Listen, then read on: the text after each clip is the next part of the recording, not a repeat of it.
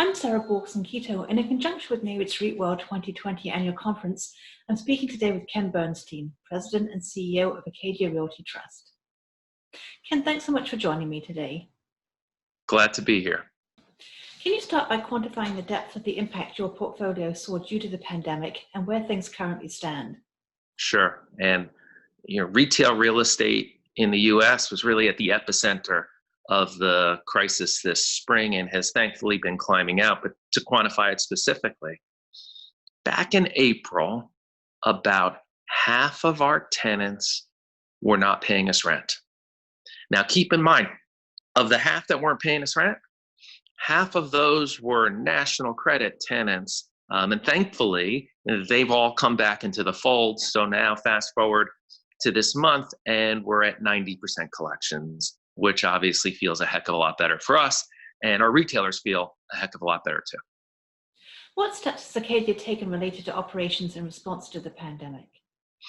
So at first, when the lockdown occurred, we were all trying to figure this out as landlords, as parts of our community, and then most importantly, for our team and for their families. And over the last several months, we have been able to figure out how to reopen our offices safely. The majority of our team came back into the office after Labor Day.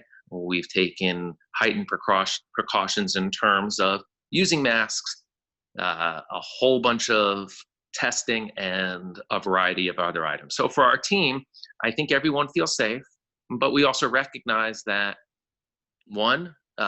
next several months, we need to be prepared for another wave of the virus, which potentially could happen. And then the other thing is we know, because we learned from the spring and summer, that we can effectively work remotely. I'm not a fan of it. I think especially for our junior team members and especially for our culture, it's challenging, but we know we can do it effectively. And then for our retailers, because we're in the open air retail business, most of our retailers, especially the national ones, have their own protocols, and we're happy to assist them. But in general, our assistance more has been around their successful utilization of order online, pick up at the store, or other types of protocols. For safety purposes, most of our retailers prefer to handle it themselves and are doing so successfully. Lastly, what impact would a second wave and a return to more stringent shutdowns across the country have on Acadia?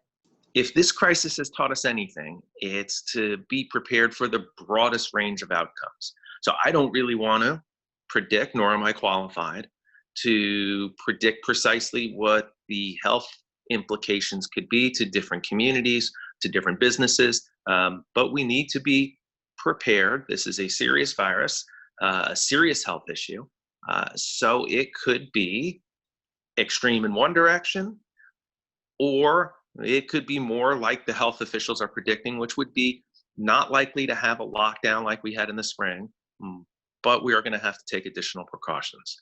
No matter what, I remain extremely confident that over the upcoming months and certainly the upcoming quarters, we're going to have better understanding about testing, about treatment and protocols, and then ultimately vaccine, so we can all get back to whatever that new normal will look like. Ken, thanks so much for joining me. It was fun to be with you. And for more news and information from REIT World, be sure to visit NAREIT's website, REIT.com.